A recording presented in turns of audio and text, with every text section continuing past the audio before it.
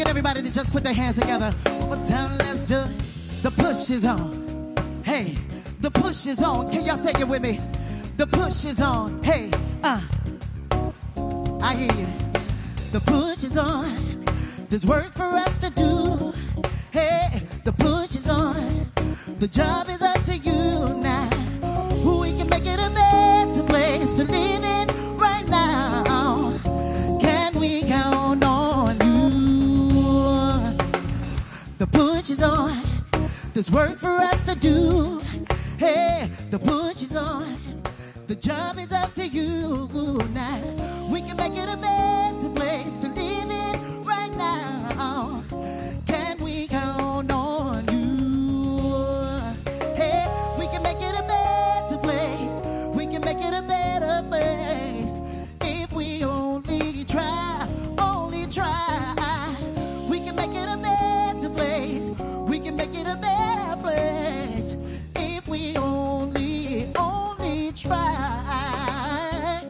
It's another Saturday morning and we pulled up to the Rainbow Bush. Aren't you excited to be here? Yeah. We've come for inspiration. We've come for education. We've come to fellowship, make some new friends, and get what we need to continue this fight that we've been fighting since 1971 right here at 930 East 50th Street. Listen, if you're in the digital space or the physical space, we're so glad you're here on Facebook. Smash the share button, hit the @ symbol, tag somebody's name, invite them into this space. We're celebrating Father's Day. Can all the fathers make some noise? We're excited for the roles that you've played in our life, and we've got some amazing speakers. The president of Callahan Funeral Home, Miss Valerie Callahan, is in the house. Reverend Sierra Bates Chamberlain is in the house. Dr. Carol Adams is in the house. Danny Boy is in the house. It's going to be a great day. Put your hands together because the push is on. The push is on. The push is on. Come on, y'all, sing it with us if you know it. The push is on. There's work for us to do. Hey, the push is on. The job is up to you now. We can make it a better place to live in right now. Can we count on you?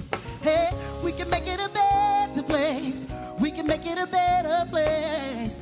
If we only try, only try. We can make it a better place. We can make it a better place. If we only try. Please remain standing for Lift Every Voice and Sing.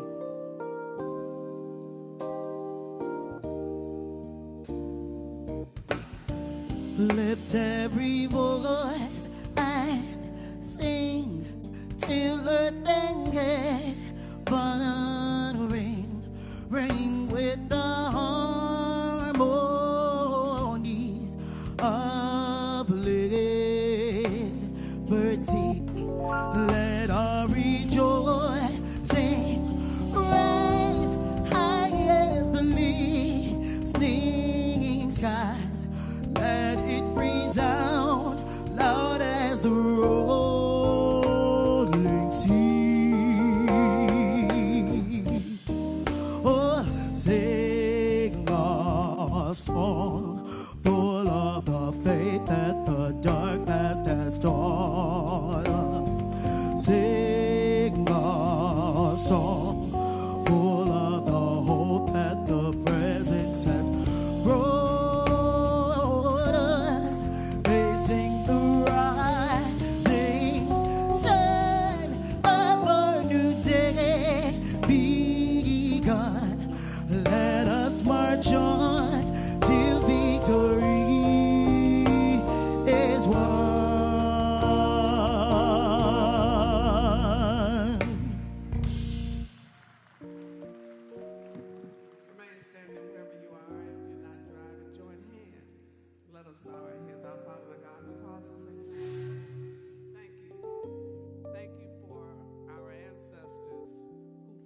This day, for Juneteenth to be a possibility. We thank you for those people who worked with the ex-slaves to make the transition from slavery to freedom. God, we thank you for all of those who stood in the gap for us. God, we thank you for those who are ancestors who gave lives that we might have life and have it more abundantly. And then, God, as we prepare for this broadcast, we thank you for Yusef, his commitment to this struggle. We thank you for all of those who are standing with the Rainbow Push Coalition today as we continue the legacy of our founder, the Reverend Jesse Lewis Jackson. God, we thank you for giving us a convention that challenged our minds, embraced our past, and pushed us forward towards the future. God, we thank you for all that you have done, not because we've been so good, but because you've been so kind and we've been so blessed. And now, God, we ask that you empower us, inspire us, that we might be engaged in the struggle that continues. Give us the will to fight. Give us the will to stand. And then give us the will to stand united, coming together across lines of race, culture, and economic difference, that we might work together and challenge the system that it might become better for all people. We ask these things knowing that you are God that we call by many names. You're our creator. You're our sustainer. You're the God that is everywhere, all at the same time. Let every heart say, amen, amen.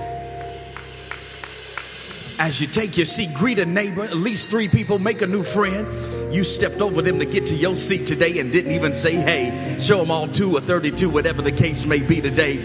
I said, greet your neighbor, make a friend, shake a hand. You never know who you're sitting next to that could literally shift and change your life. Again, for those of you who are in the digital space, we're glad that you've joined into Rainbow Push today. We're excited about what continues to take place in this place week after week. So many exciting things.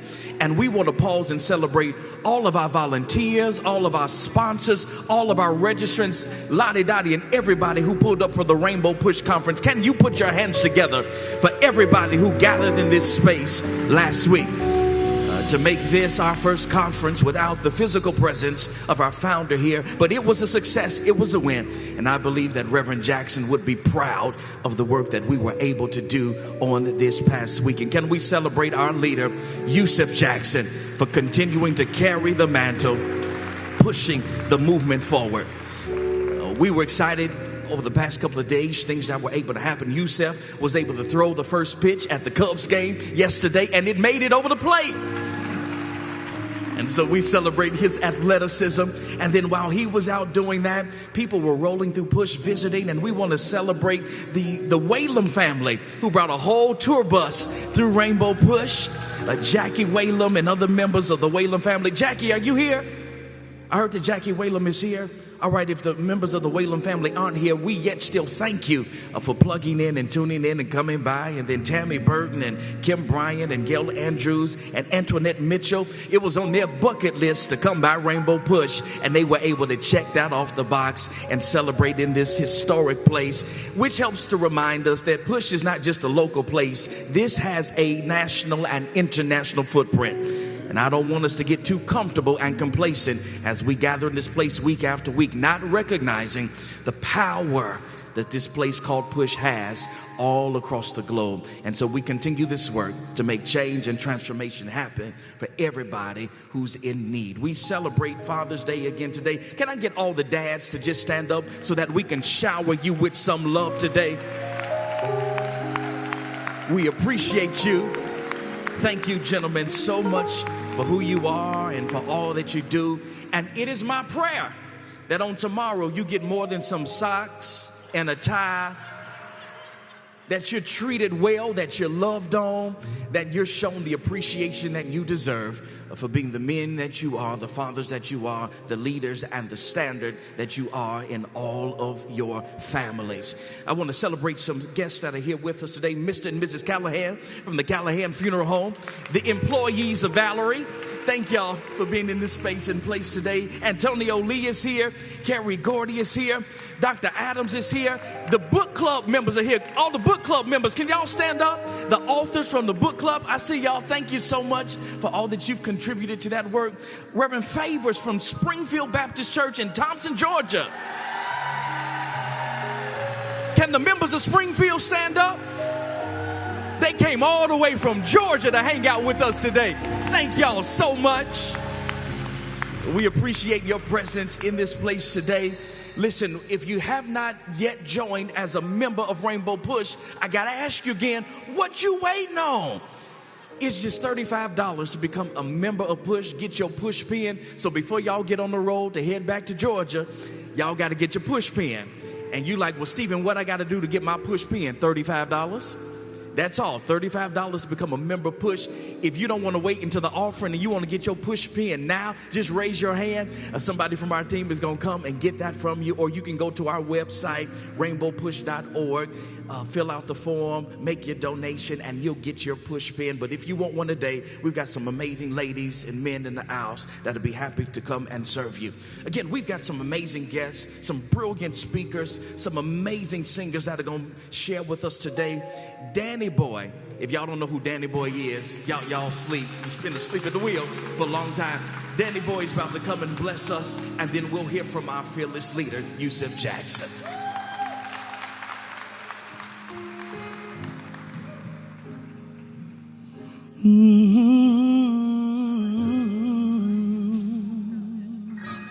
Oh Lord, oh Lord, oh Lord, oh Lord, oh Lord.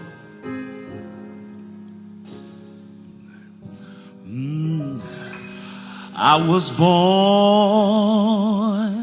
by the river in a little tent. Oh, just like that river, I've been running ever since.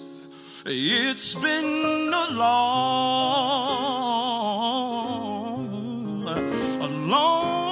time coming, but I know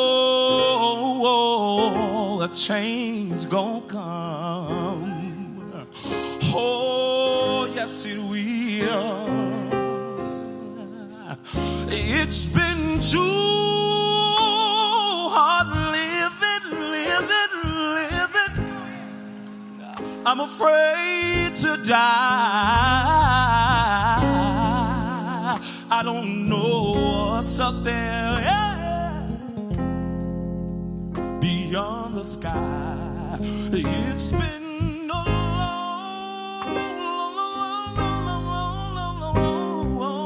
long time coming. I said I know a change gonna come. Oh, yes it will.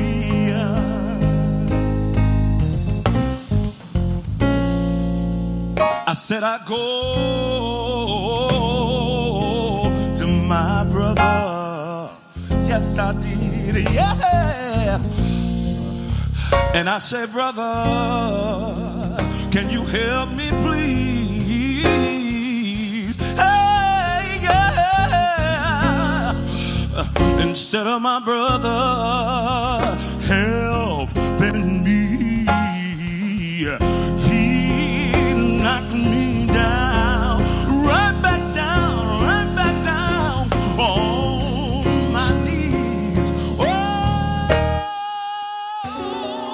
there were times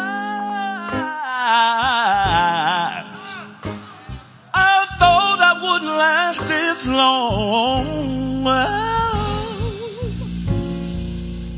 But when I found Jesus, don't you know that I learned how to carry on? It's been a long time coming. I know change gon' come. Yes it is. Yes it is. Yes it is. Yes it is.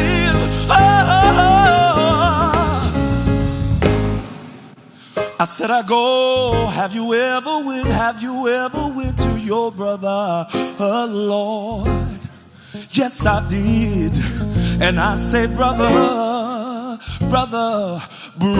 can you help me, please? Oh, instead of my brother my brother pulling up for me. My brother, oh, he knocked me down. I need you to clap right here. He knocked me down, right back down on my knees.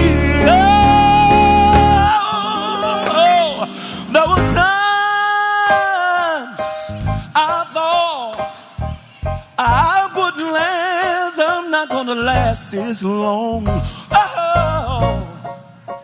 But the Bible says all you gotta do is keep Jesus and everything will keep you moving, moving, moving, moving on. It's been a long time coming.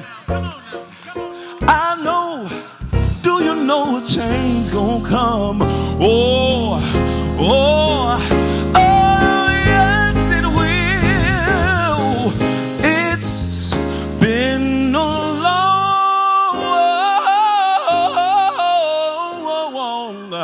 time coming, and I know a change gonna come.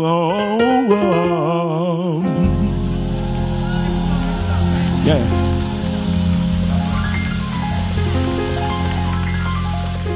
Give it up for Danny Boy. I just came to make some announcements today because we have so many talented speakers. And I felt my daddy. He loved that song, boy. It is unfair for you to do that in Sam Cooke's hometown. It's just, you just ought to be ashamed of yourself. For the fathers to stand up, please.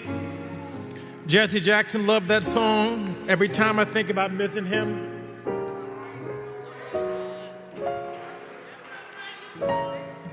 The Lord brings him back to me in so many ways. In my office this morning, Carrie Gordy walked in. Carrie, raise your hand. Give him a round of applause. He is Barry Gordy's son. I can't tell you how many times Barry Gordy helped sustain this organization. I didn't ask him to come. Kathy brought him. Didn't expect him this morning. And I want to thank you and your father for supporting my father, for being a businessman with some integrity to sustain the civil rights movement. And Rainbow Push, you give the Gordy family a round of applause. One of the last trips my father insisted on taking, and it was unpopular because he really couldn't travel, was to go to Mr. Gordy's 96th birthday party in Los Angeles. And it took literally all the king's horses and all the king's men to get my father on that plane. But he was not missing that birthday party. And I hope he has 96 more birthday parties. Give Barry Gordy, give Carrie Gordy, the whole Gary Gordy family a round of applause. Reverend Frederick Favors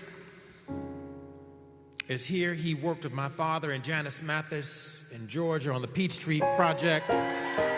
Give him a round of applause. And for bringing the congregation, give yourselves a round of applause, Springfield.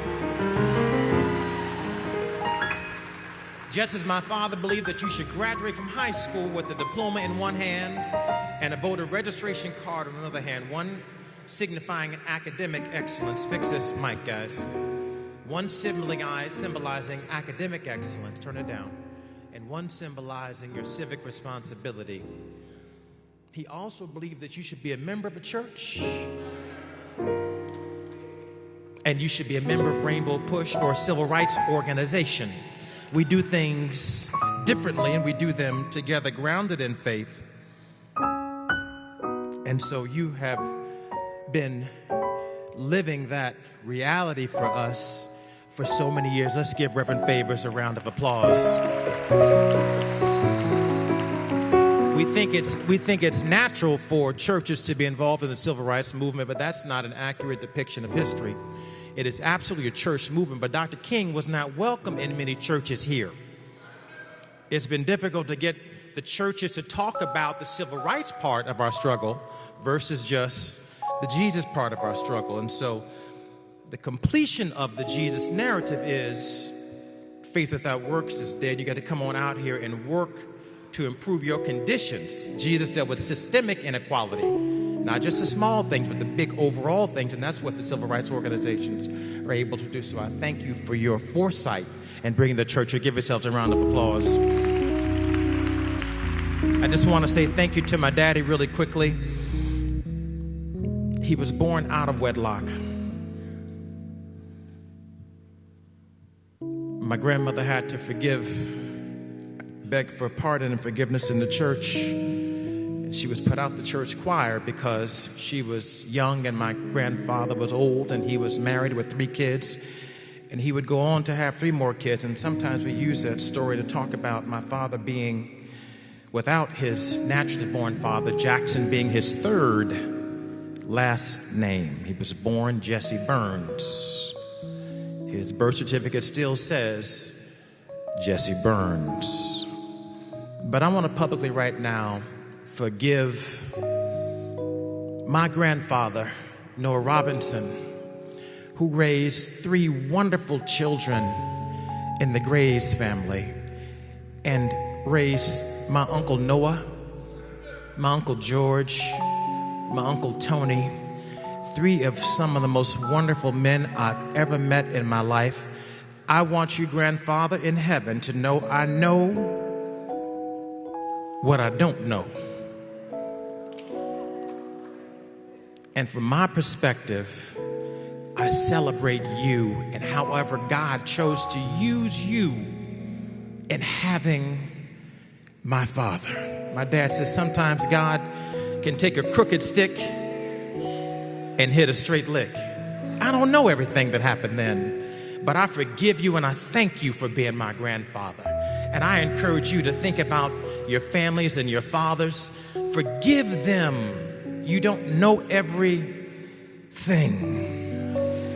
Reverend Parsons told us, he said, God loved me before I was CEO and president. God loved me before I was a businessman. God loved me before I became a lawyer. God loved you before you became accomplished. God loved you from inception. And so when you think about Jesse Jackson being born out of wedlock and in the South and his mama having to go through that embarrassment and then having to go to school. When he went to school, he went for a half a day. They had 2 sets of schools, 9 to 12 and 1 to 4. We talk about funding our public schools and how inadequate they may be. I said he went to school half the day because he went to one segregated school for the entire town.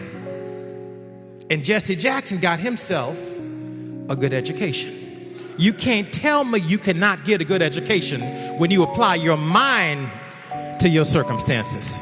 And that's what he did. And I want to thank the Lord for loving him at inception, when the culture that he was in found him to be an embarrassment.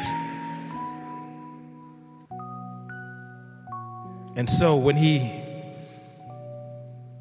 said to himself to remind him of the core the Lord gave him against the neighbors snickering, that people who thought he was funny because he had a lisp and a stutter,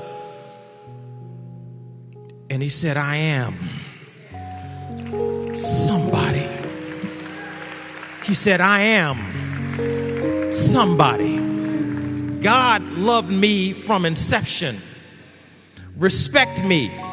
Repeat after me. I am somebody. I am somebody. Respect me. Protect me. Never neglect me. I'm God's child. I'm God's child. I'm God's child. God made me perfect. He was talking to himself first.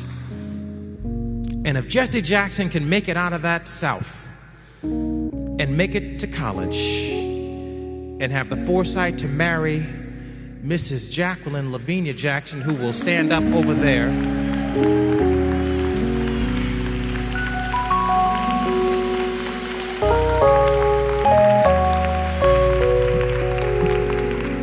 and stay with her 65 years and make it to Chicago And my daddy taught me about, thank you, Daddy. He taught me about Howard Thurman.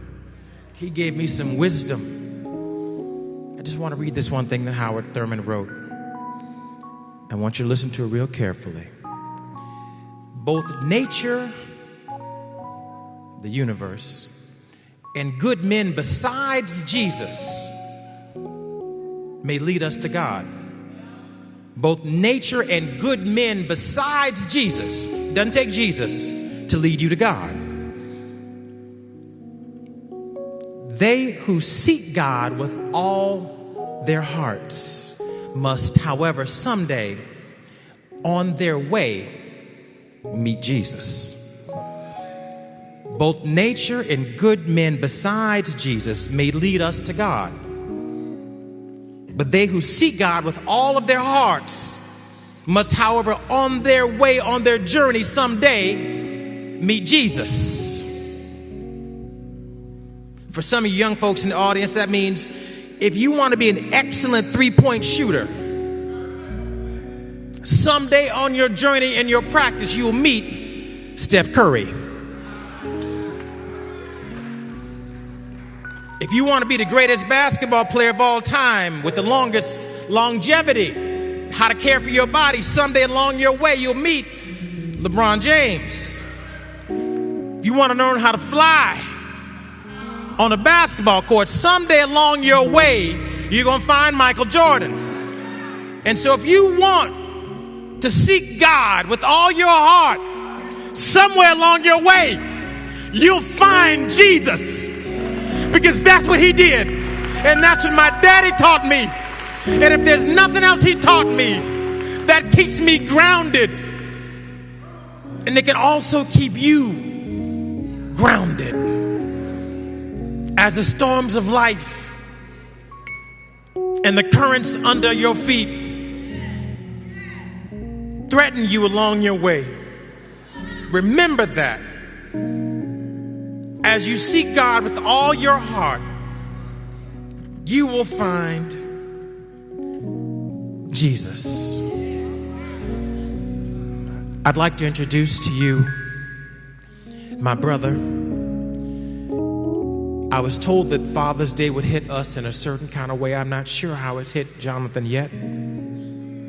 But I think about my 5 children and their relationship with their grandfather.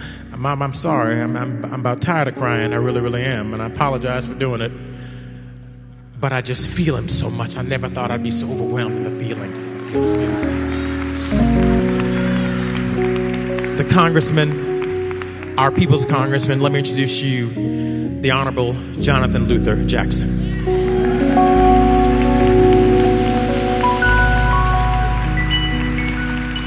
Thank you so much. A very special happy Father's Day to you, Yusef. Happy Father's Day to everyone on this day, on this weekend. I want to tie a few things together because this was a big week.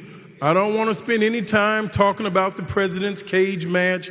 I don't want to talk about what's happening on the swamp that they had as the reflecting pool on the Washington. I don't want to talk about, but I have to give a shout out to the New York Knicks because you know Mike Brunson won twice state championship. That's where he got his foundation, in the state of Illinois. Let's give it up to the New York Knicks. On this Father's Day weekend, we have to give a shout out to Coach Mike Brown. He did something unprecedented. Having been fired, having gotten the opportunity to go back to show his brilliance and excellence, he broke all the rules. A man that was willing to hire a coach that could also coach his own son. The NBA has never seen that much excellence.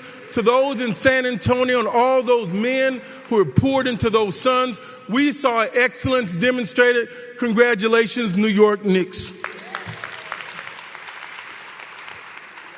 I have a few remarks I'd like to share, and I want to tie this in on Juneteenth, Father's Day, and the presidential center that just opened. What did I see? And these are my personal reflections. I saw hope. Brothers and sisters, there are moments in history when you do not merely attend an event. You witness a testimony. You do not simply observe a building. You behold a sermon cast in stone, glass, and possibility. And on this Juneteenth, that is what I experienced. I saw hope. The psalmist declared, "This is the Lord's doing, and it is marvelous in our eyes," and marvelous it was. Now, there are some who imagine that history can be erased with the stroke of a pen, a revised curriculum, a removed exhibit, or an uncomfortable silence, a book ban, the taking down of our pictures at historical sites. They believe memory is a chalkboard that can be wiped clean. We remember Juneteenth having taken 2.5 years for those Americans that had been enslaved to finally get the word of freedom. But I want to tell those persons, history is not written in chalk. History is written in granite and stone. History is written in the sweat of those enslaved hands that built this republic, in the prayers of whispered across cotton fields. History is written in the songs sung low so that freedom could one day be sung loud.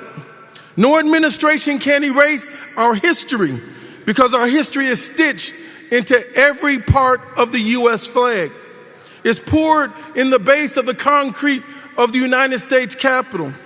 It's embedded in our railroads, cultivated in the fields of this nation, in every row. It's composed in the music and preached from pulpits that taught America how to love itself when it had forgotten. You can hide a chapter from a textbook, but you cannot remove our fingerprints from the page of this nation. And so on Juneteenth, we celebrate not merely delayed freedom in Texas. We celebrate enduring faith. We celebrate a people who believed in liberty before liberty believed in them. We thank God for this day. And this week, standing at the opening of the Obama Presidential Center, I saw something that no executive order can extinguish. I saw the future. I looked around and I saw Nigerian rhythms dancing alongside Irish melodies. I heard gospel singers and Miss Hudson with people clasping their hands to soul music. I watched cultures not competing, but complementing one another. This is America at its best. When Stevie Wonder started singing his melodies, I saw 3 black women that were United States senators dancing gleefully, joining together. Not as tokens, but as trailblazers. I saw 2 women who carried the standard of a major party, of a presidential nomination, and proved that barriers are meant to be broken. I saw a first black lady whose grace redefined elegance and whose intellect inspired a generation of young girls to dream beyond their limitations. I remember the president who helped bring the African American History Museum to the mall in George Bush. He signed that legislation to give African Americans the last plot of land for a major history museum on the National Mall. Some in his cabinet had debated and said, put it in Southeast, take it over the bridge, put it in the black community. George Bush, I thank you. He signed that so it would be right in the heart, in the center of Washington, D.C. His father had also signed the legislation to have the King Monument erected on the Bully Swamp. That's not a minor feat. He's the only non-president, non-governor, non-military general, non-elected official to have an official site on the grounds of the mall. He is the first minister, America's true minister, to be acknowledged on the Capitol Mall. I saw artists whose gifts have united generations. I saw the young and talented Mr. Dave Chappelle with his lovely wife, whose comedian has challenged our conscience with laughter. I saw musicians whose melodies became movements, and Mr. Stevland Morris, affectionately known as Stevie Wonder. I saw families together, wives, husbands, children beside their parents, demonstrating that greatness is measured not only by applause, but by companionship and fidelity. I saw Mr. LL Cool J there with his lovely wife, Mr. James Todd, a young man who's made us so proud over all these many years. I saw scholars and laborers, pastors and professors, athletes and activists, and I realized something. There are more bridge builders than wall builders. This is truly America. There are more healers in the world than there are dividers. There are more people committed to democracy than those that are devoted to resentment in Washington, D.C. There are, brothers and sisters, more of us than them. We're going to have to overwhelm the polls this coming election series. There are more of us than them. We are on the right side of history. Who is on the headline for the Freedom America 250 to go to Washington, D.C.? I think Milli Vanilli, Vanilla Ice, Kid Rock, and everybody else that you don't want to see. We were on the true celebration right here in Chicago of America at 250 years.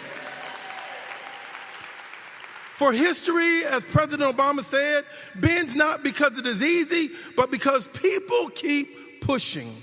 I saw the descendants of abolitionists standing shoulder to shoulder with the descendants of those whose ancestors defended segregation.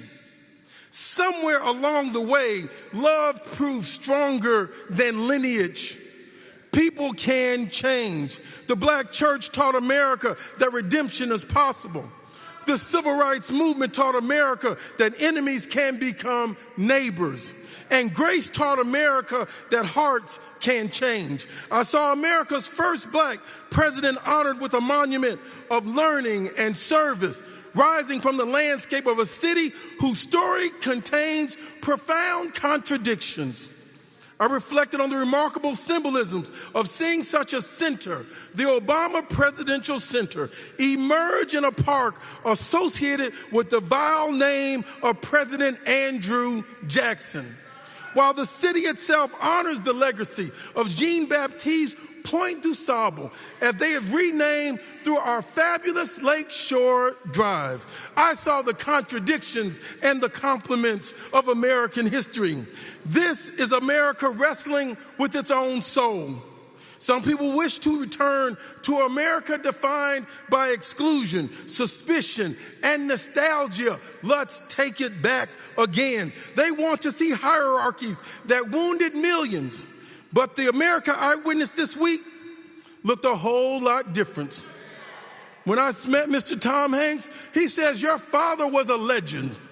I said, "Thank you, Mr. Hanks." I looked like I saw children running across the lawn without asking whether they belonged. No more segregation.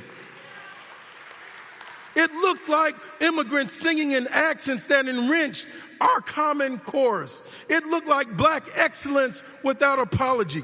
It looked like white allies standing with us without embarrassment. It looked like young people who refused to inherit old hatred and old divisions. That vision is not naive, young people. It is necessary. I saw hope.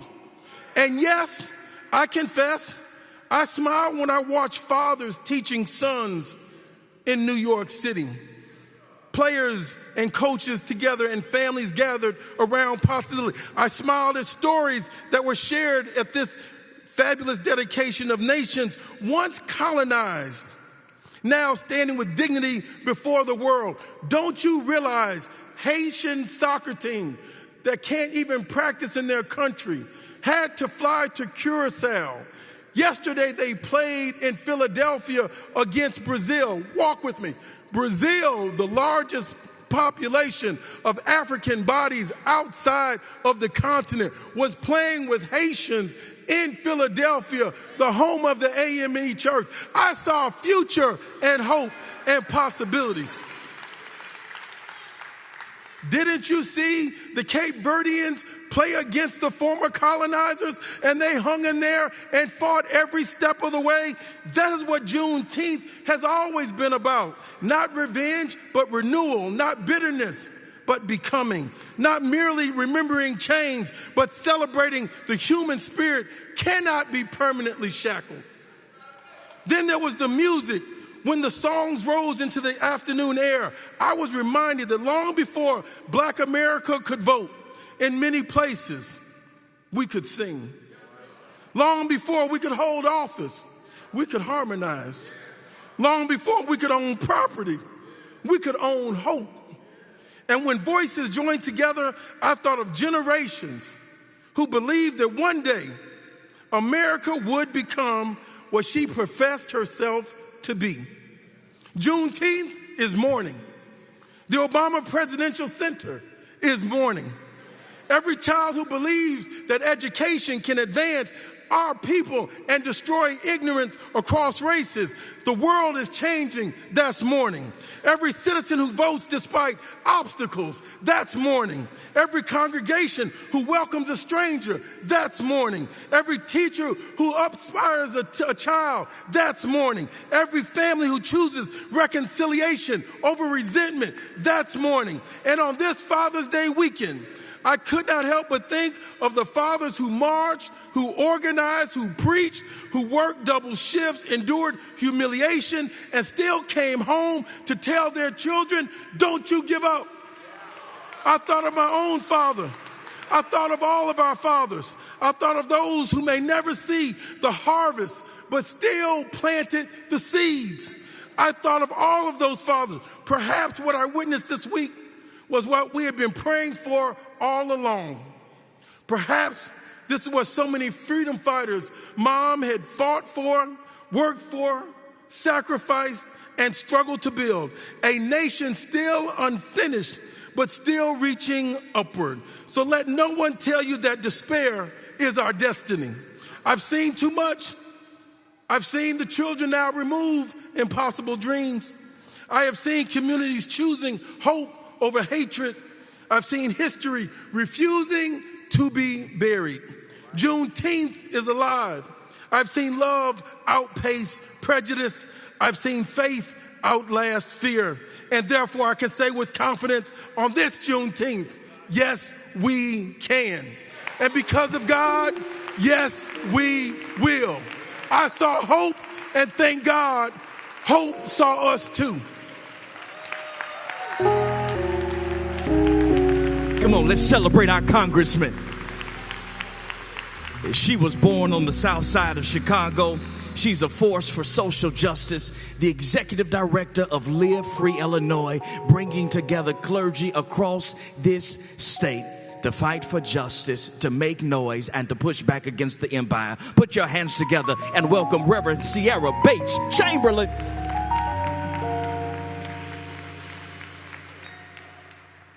Good morning, Rainbow Push. Happy Father's Day to all of the fathers. Come on, clap your hands. Happy Juneteenth. First, we give honor to God. Come on, clap your hands and give God glory in this place. Keep on clapping as we give honor to the late visionary Reverend Jesse Jackson. Keep on clapping as we give honor to Lady Jackson. And keep on clapping your hands as we honor the CEO, Yusuf Jackson. Come on, clap your hands in this place.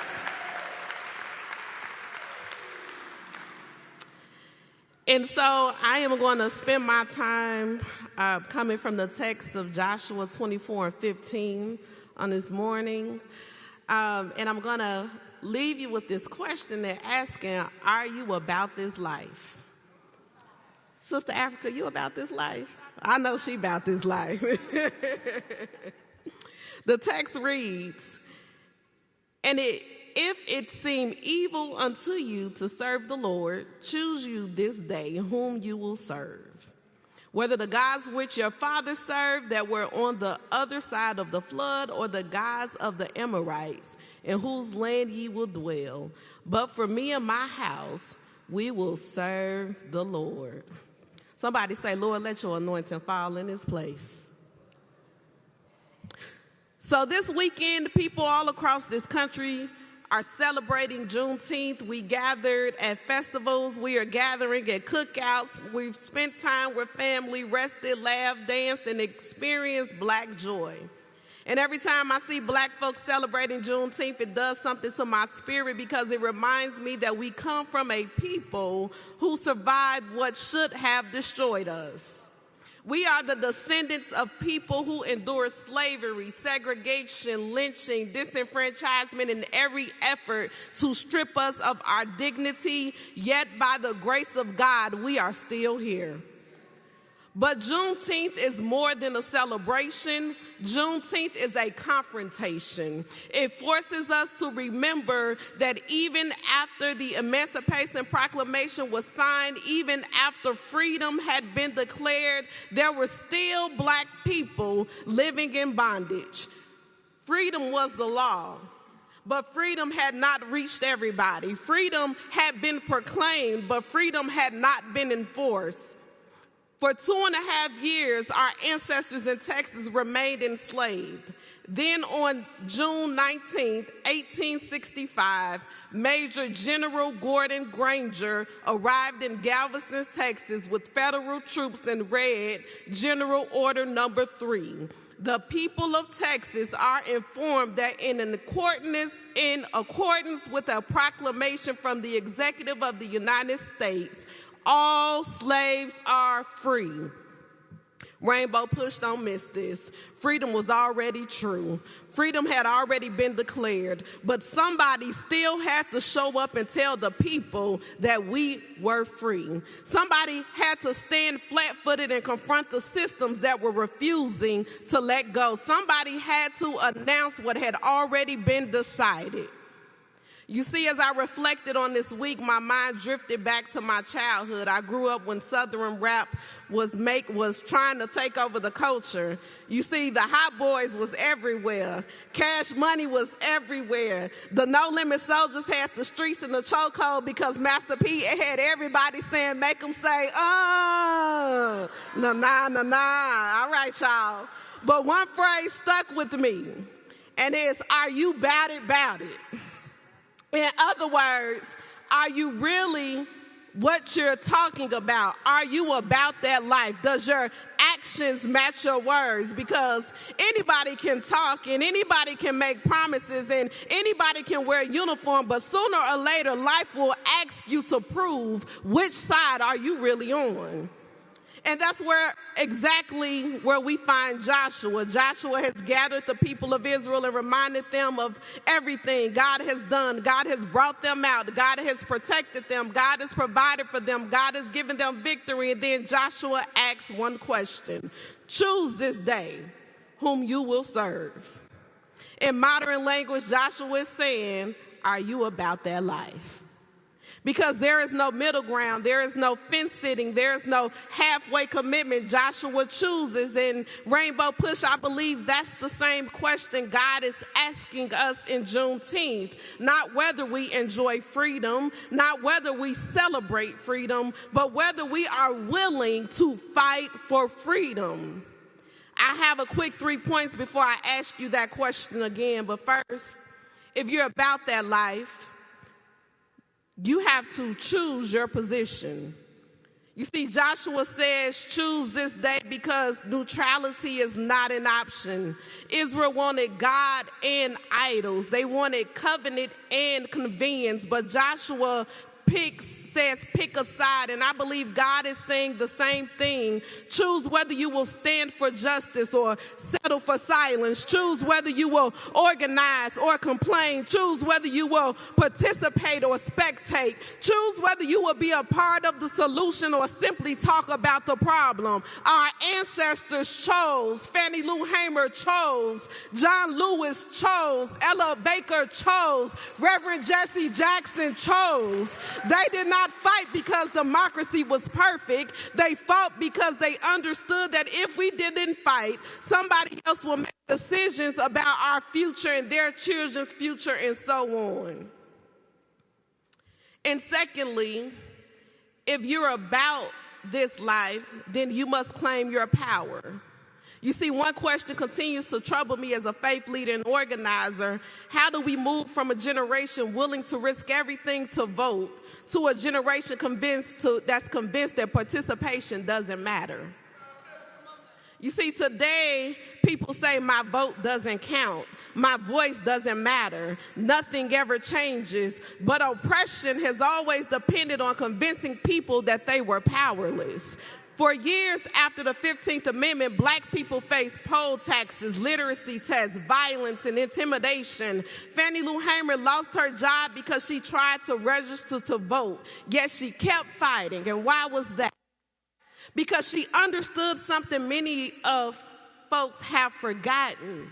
Power never gives itself away. Power responds to organized people. Our ancestors built churches, civic organizations, mutual aid societies, and movement because they knew freedom required collective action. That's why at Live Free, we spent 5 years organizing for the Clean Slate Act, but people told us it wouldn't happen. But through organizing, pressure, and persistence, it became law. Rainbow Push, that's what happens when ordinary people discovers the power of God, the power that God has already placed in our hands. And the third point I want to leave you with is that you must commit to the process. Everybody loves freedom. Few people love fighting for it. Everybody loves the promised land. Nobody likes the wilderness. Everybody loves the resurrection. Nobody wants the cross. But Joshua says, as for me and my house, we will serve the Lord.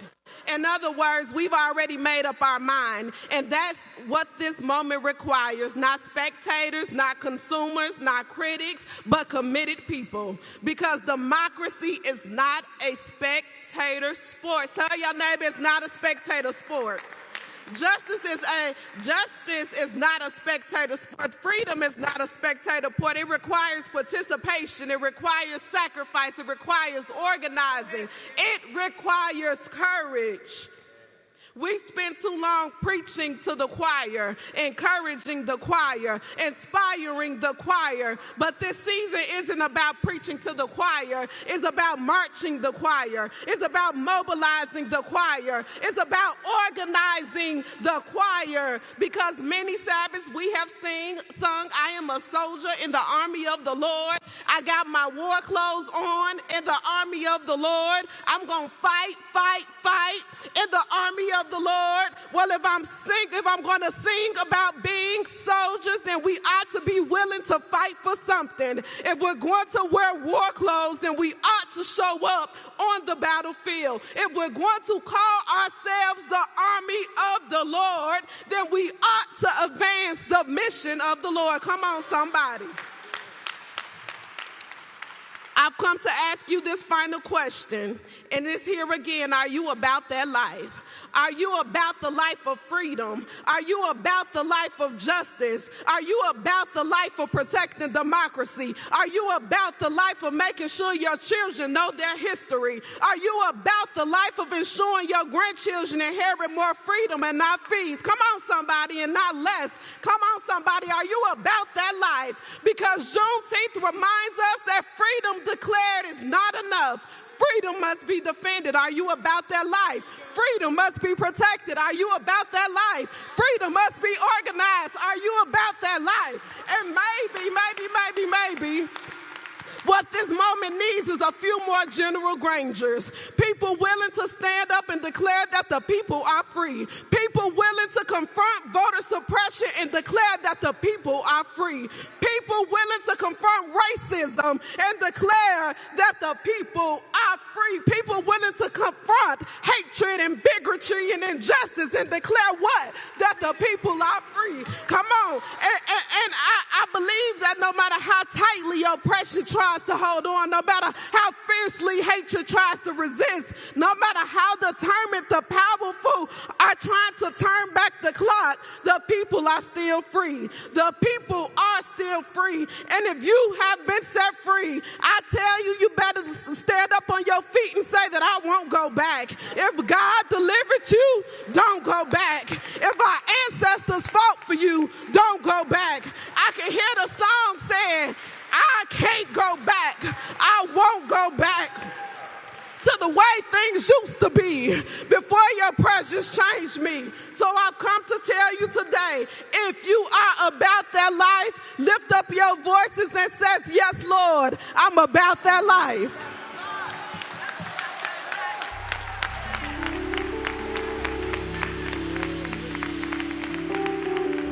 Can we celebrate the prophetic voice and gift of Reverend Sierra Bates Chamberlain?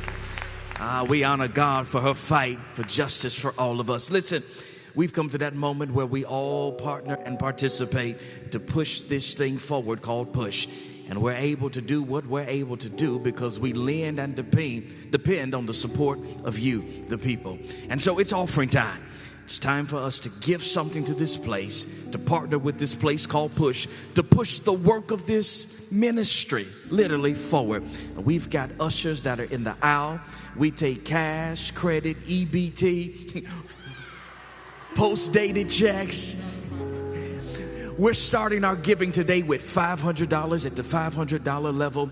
Literally, those of you in the digital space, go to rainbowpush.org. There on the platform, there's a link where you can donate and give today. If you need to give digitally, there's a QR code that's on the envelope. But we're starting today with $500. Anyone here, I see a hand waving. Let's make sure that your hand is for what I'm asking for. Anyone willing to give today and start us off at the $500 level. All right. Mr. Gordy here is going to start. We got 500 from him. We got 500 from our president, Yusuf. 500 from Mr. Callahan. Any others at the $500 level today? Marcia? Thank you, Marcia. Appreciate you. All of these who've given at the $500 level, thank you so much. And again, those of you in the digital space that want to give at that level, come on, join us at that space. We'll come to the $250 level. Anyone able and willing to partner with us today at the $250 level to continue to help us to fight this fight? Thank you, Dr. Adams. Amina, thank you so much. We appreciate you, your sacrificial giving today. Come on, put your hands together. Thank you so much. Appreciate you. 250. Kathy, thank you. We appreciate you. Anyone else at the $250 level? 250. Reverend, thank you. Thank you, Pastor. Appreciate you so much at the 250 level. Now, Miss Callahan, Mr. Callahan gave 5. I think you, as his right hand, ought to do 250. 250. Thank you, Miss Callahan. We appreciate you so much. I'm a black preacher. I got to do what I got to do to make sure that we're able to meet budget this week and pay at the $100 level. Those who are willing and able to give at the. Thank you so much. Thank you so much. Thank you so much. Anyone else? 100. Thank you. Thank you, Gator. Thank you so much. Thank you so much. Anyone else in the back? All the way in the back. Thank you so much for giving at that $100 level. Anyone else at that level of 100? Thank you for those of you who gave their 50. That's where we are. Anyone who can give at the $50 level, if you'll raise your hand. $50 level. Thank you so much for what all of you are doing. In the back, thank you. Our clock keeper back there is giving at the $50 level. Thank you so much. Anyone else at the 50? I'll give it the $50 level today. So add me to the list. 25. Now, if y'all waiting on that Baptist dollar, it ain't coming. 30. All right, Yusuf, our leader said $35 so you can get your push pen if you want to give. Thank you, Pam. Pam has the pens right here down front. If you give it the $35 level, you'll get your push pen today. She's got it. She's ready to put it right here on your chest. $35 level, you'll be able to get your push pin and become a push member. And of course, those of you who give at a higher level than that, you'll be plugged in. And then listen, if all you got is $10 and you and your neighbor can come together and put that 10 together, go ahead and give your Starbucks money for the day so that we can continue this fight for justice. This is serious. We raise these funds so that we can remain free. Free to speak truth to power and not be guided by someone else's guidelines because they've given us money. And so that's why we ask that you give Saturday after Saturday to help keep hope alive and the push alive. So thank you for all of you who've given today. We appreciate you in this space and the digital space. As we move towards the close of our gathering today, we want to honor again and celebrate fathers. A few more voices that we'll hear. I want our new leader, as the Bible talks about, a good father leaves an inheritance for his children and his children's children. Mr. Callahan has been able to do that in raising up children that are brilliant, that are smart, and able to carry the legacy of the Callahan funeral forward. Valerie, if you'll come now and honor your dad as we celebrate Father's Day. Put your hands together for the president of the Callahan Funeral Home.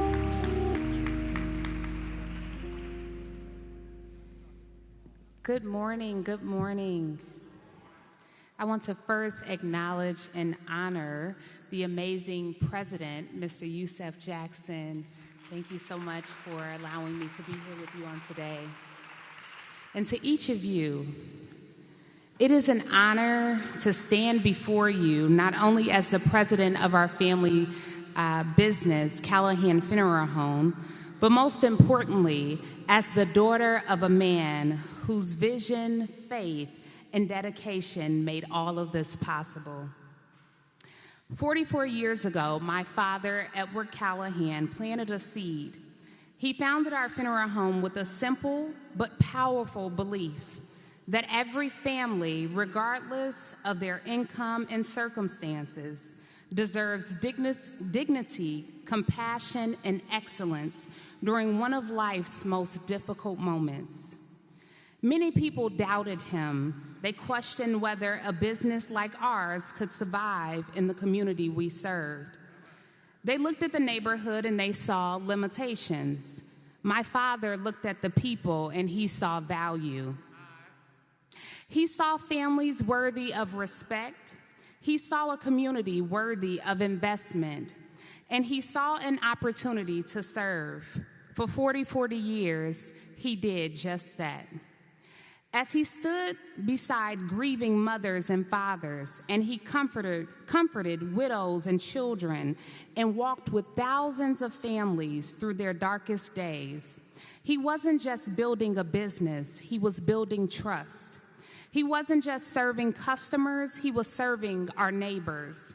He wasn't simply providing funerals, he was helping people honor the lives of their loved ones. What many called impossible, he called purpose. Because of his hard work, integrity, and unwavering commitment to this community, our family business has not only survived, it has thrived.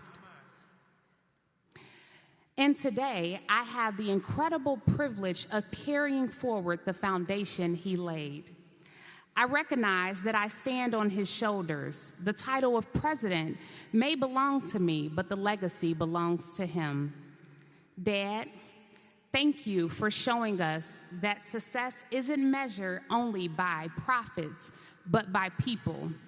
Thank you for teaching us that service matters. Thank you for teaching me that reputation matters and that giving back to the community that supports you matters. Thank you for proving that when you lead with faith, compassion, and perseverance, you can overcome doubt and exceed expectations.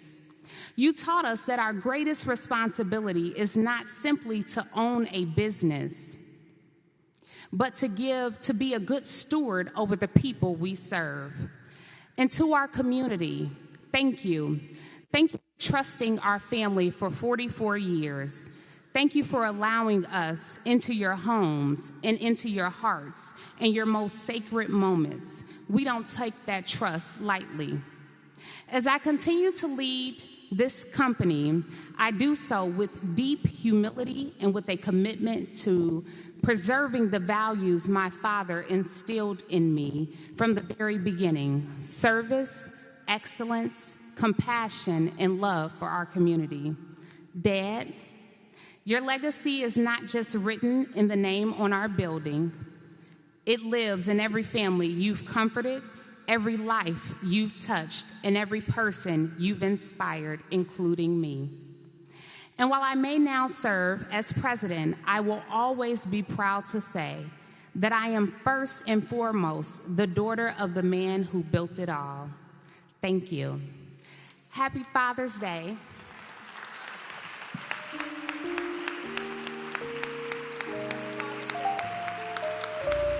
Happy Father's Day to not only my father, but to every father here on today. Thank you. Thank you, Valerie. Thank you, Mr. and Mrs. Callahan, for the work that you continue to do in this community. And I think Valerie mentioned to me, if you want to sign up today, you can get 10% off your funeral services. If you sign up today, today's the day while you got breath in your body. Get your business straightened out so your family don't mess it up. We honor the care and concern, compassion that you give to citizens all across this city. We have a living legend that's in the house that's about to grace the mic. Black excellence at its best. Can you celebrate and put your hands together for Dr. Carol Adams?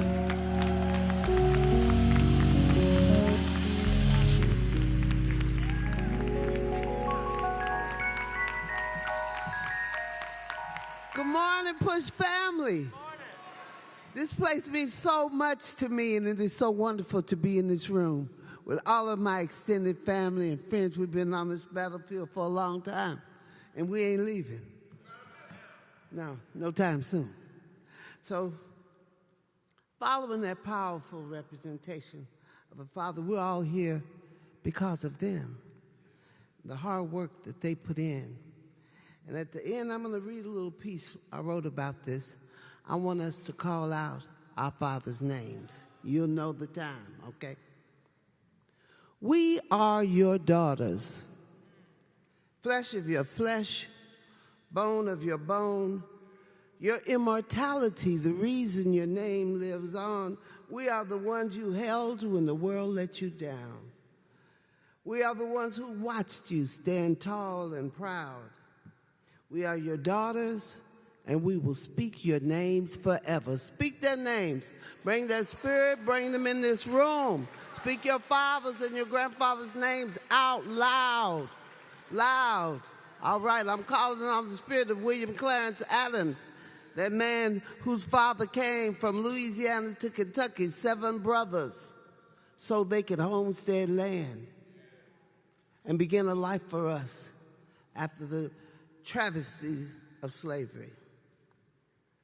So this story of our fathers is a story that must be told.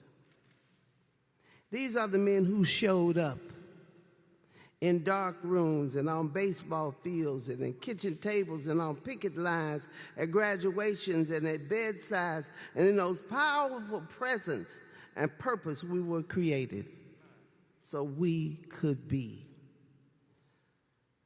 Our fathers are not the exception. They are the rule, okay? We're not standing here because our fathers were better than all the other black fathers. We're standing here because they are representative of all the black fathers, and we wrote about them. And we want you to write about yours and to join us. So the daughters that gathered in these pages, and in this book, 25 daughters wrote about 26 fathers, okay? One girl was fortunate enough to have 2, all right? They lived the struggle. They were shaped by it, nurtured by it, sent to the world by it. Our fathers were sharecroppers and shareholders, preachers and professors, civil rights warriors and quiet providers. They navigated a country that did not always welcome them and built lives of extraordinary dignity along the way. The book is called My Dad the Man, Black Daughters in Praise of Their Fathers. And I took this title from a song called Song for My Father by Horace Silver. Don't worry, Yusuf, I'm not going to sing. But he says at the beginning of the song, if there was ever a man who was generous, gracious, and good, it was my dad, the man. Okay. He said they were devoted to be devoted to and always stand by me so I'd be unafraid and free. That's what they did. That's what they did for us. So some of those 25 daughters are in this room, and I want to call them up, okay? Because they wrote about those fathers. They helped to be able to be unafraid and free. And just stand. I ain't going to let everybody don't have to talk, but we got to be here. Amina Dickinson wrote about her strong father in Washington, D.C., who wrote her every day telling her who and what she could be. Amina Dickinson. Africa Porter, Dr. Kwame, Reverend Dr. Kwame John Porter's daughter, who raised her to be unafraid and free, and was part of this movement here from the very beginning.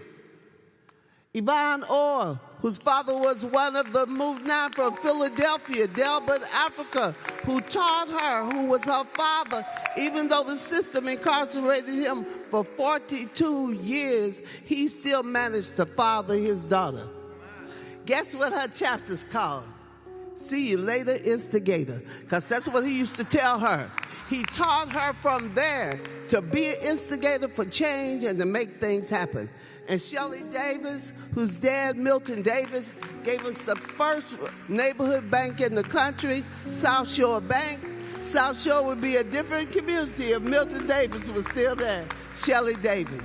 So please honor them who honor their fathers. Remember our dads, their strength, their contributions, what they did and what they were all about.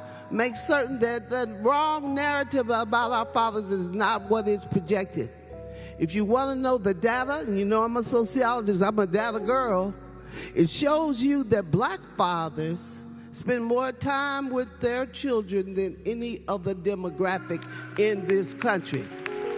You better tell somebody. You better tell somebody. So don't believe all this stuff you hear, because see, my papa was not a rolling stone. He was a rock. And upon these rocks, we built community. We built church.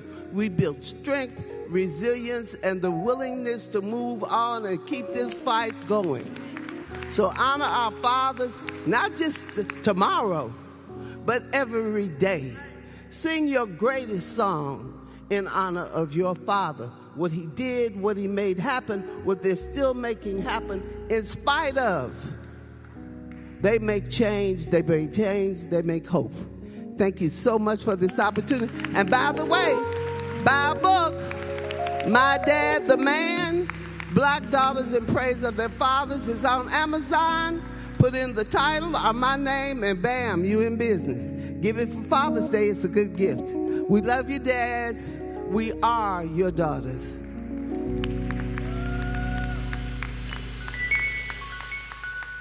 Can we celebrate these ladies and their contributions? Thank you all so very much. Danny Boy, come on, close us out with our final song, and then Pastor Favors is going to give us our benediction.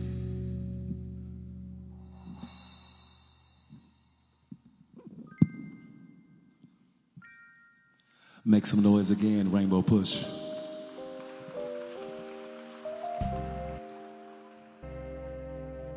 Can you turn it up a little bit, please?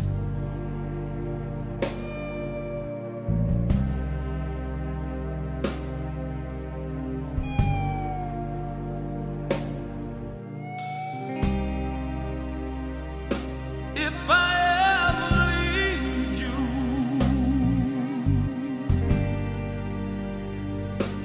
you can say I told you so.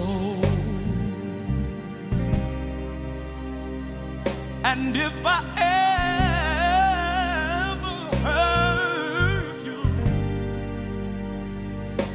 you know I hurt myself as well. Is it any way for a man to carry on? Do you think I want my loved one gone? Said I love you.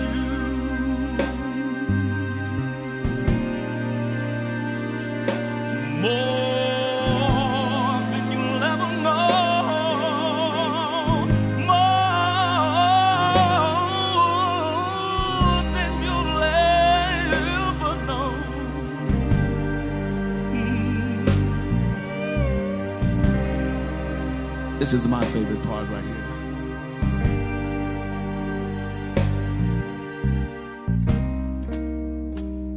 When I wasn't making much money, oh, you know where my paycheck went. I bought it home to you, baby. I never spent a red cent. No. Is it any way for a man to carry on? Do you think I want my loved one gone? I love you more than you'll ever know.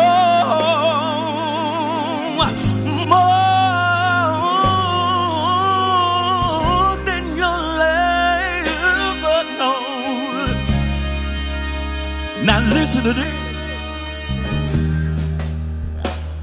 I'm not trying to be just any old kind of man. No, I ain't. I'm just trying to be somebody you can love, trust, and understand. Yes, I am.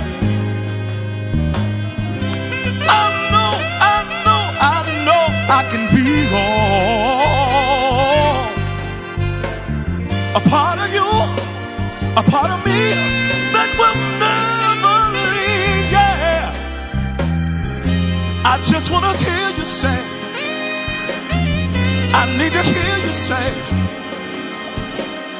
that it's all right.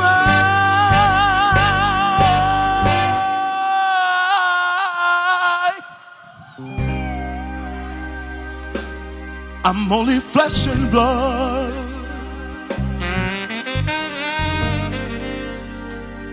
I can be anything you demand. I can be king. I can be king of everything. I can be smaller than a grain of sand. Hey. Is it any way for a man to carry on? Do you think I want my loved one gone? I love you more than you'll ever know. More than you'll ever know. See, I'm just a church boy. Hey, more.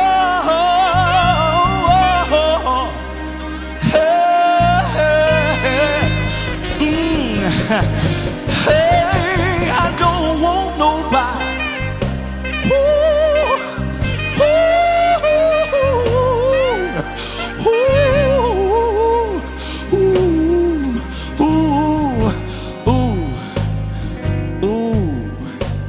My name is Danny Boy, y'all. God bless you.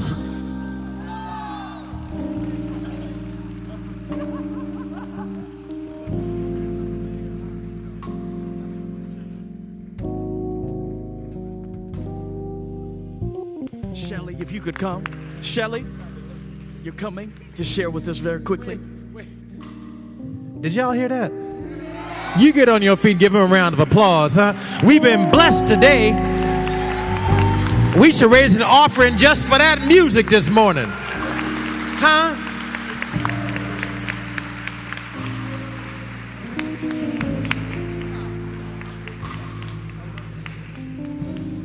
Stephen? We have, we're almost done for the day. We have Sister Shelley Davis, who I basically grew up with a long time in the same neighborhood. She's going to come and talk about one of the chapters in the book and an honor to her father. Let's give her a round of applause.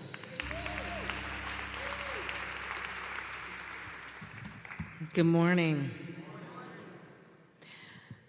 My daddy, Milton Davis, was one of the co-founders of Shore Bank. And for those of y'all that don't know what Shore Bank was, it was the nation's largest and most prominent community development bank, which means that it gave loans and mortgages to make sure that the black community, particularly the south and west sides of Chicago, and then was replicated across the country to make sure that we could actually have access to capital to get our homes and our businesses and build our dreams.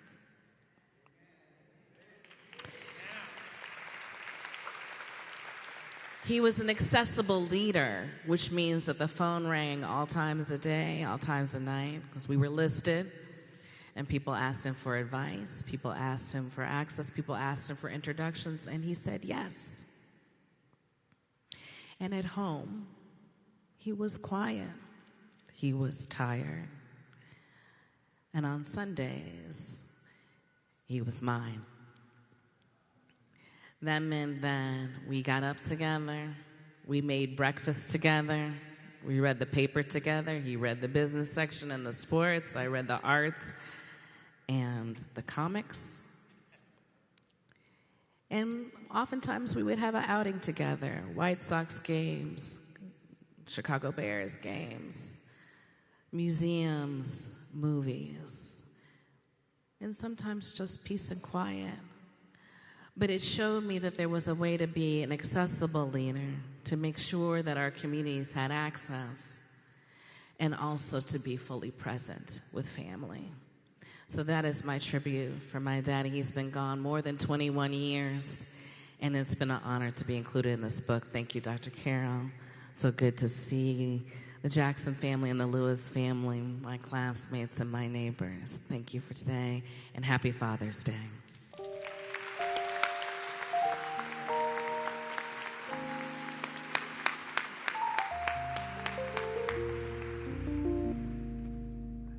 May we share in prayer.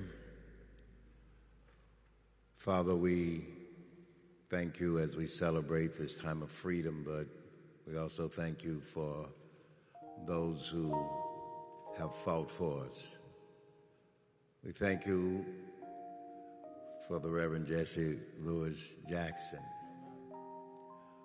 who stand now with that great cloud of witnesses as he was, as Isaiah, Jeremiah, Ezekiel, Martin, and now Reverend Jackson, prophets of yours who spoke your truth to lift everyone. We thank you because, as he said to us often, we live in our faith, but we live under the law. And our faith cannot separate itself behind stained windows or segregate itself just shouting on Sunday mornings. Our faith must fight policies that are evil, must fight the systemic wrong, whether they're economic, political, religious. Our faith must fight. Our faith must stand and help those who are the least, the last, and the lost, whether they live in urban areas or in rural communities where there are food deserts and food swamps. Our faith must fight for those who don't have health care, as Reverend Jackson did all around the land and this world. Our faith that has forged the continuation of this fight through this family, spouse, children. And for those of us who stand around, we must not be remiss and not step up and support, not continue, not do the work that you've called us all to do. And we thank you for the leadership of the one who brought us, and we thank you for the leadership of the ones who stepped in now to make that difference. We love you, but we just can't say it on Sunday. We must say it in the streets. We must say it by teaching children. We must say it by lifting those that are oppressed and disenfranchised. Continue to bless this family. Continue to bless those that they help. Bless, Father, the work that must be done. Until you call us home finally, there is a work yet to do. Continue to move upon them and strengthen each one of them individually. Build a hedge around them and walk with them. And let us stand to show that support that we have for them. We give the glory in the name of the one that we must meet on the way to seeing you. In the name of Jesus, the resurrected Christ, our prayer. Amen, amen, and amen. God bless you.